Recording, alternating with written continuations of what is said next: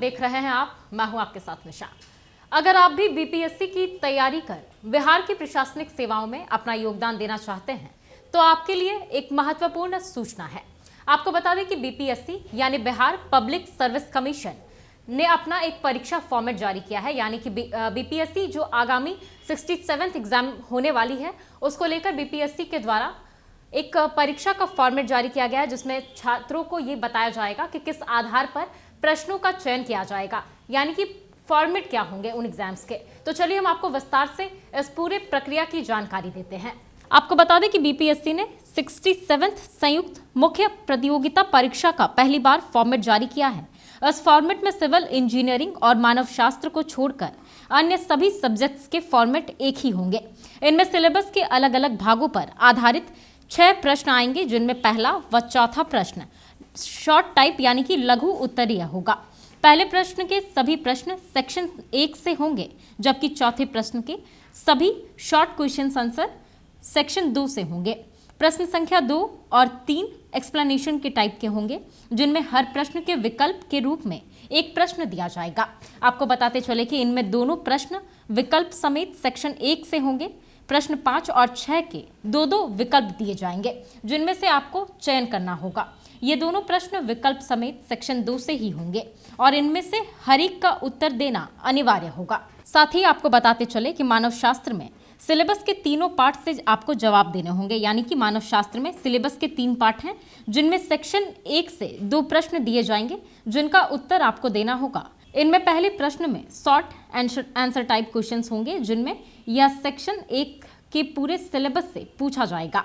प्रश्न संख्या 2 एक्सप्लेनेशन के टाइप के होंगे और इनका एक विकल्प भी दिया जाएगा। विकल्प समेत यह प्रश्न सिलेबस के सेक्शन 1 से ही आएंगे। सेक्शन 2 के 2 उपभाग ए और बी दिए जाएंगे, जिसमें से दोनों में 2 एक्सप्लेनेशन के टाइप के क्वेश्चन दिए जाएंगे और दोनों के विकल्प भी दिए जाएंगे, यानी कि आप उसमें से अपने हिसाब से प्रश्नों का चयन कर सकेंगे।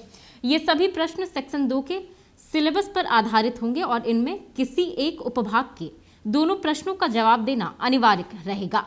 सेक्शन 3 में 2 प्रश्न होंगे, जिनमें से पहला प्रश्न शॉर्ट आंसर टाइप होगा और इसमें सेक्शन 3 के पूरे सिलेबस से प्रश्न पूछे जाएंगे। दूसरा प्रश्न एक्सप्लेनेशन टाइप होगा और इसका विकल्प भी दिया जाएगा। विकल्प समेत यह प्रश्न सेक्शन 3 से सिलेबस से होगा। अभ्यर्थियों को दोनों प्रश्नों के जवाब देने अनिवार्य होंगे।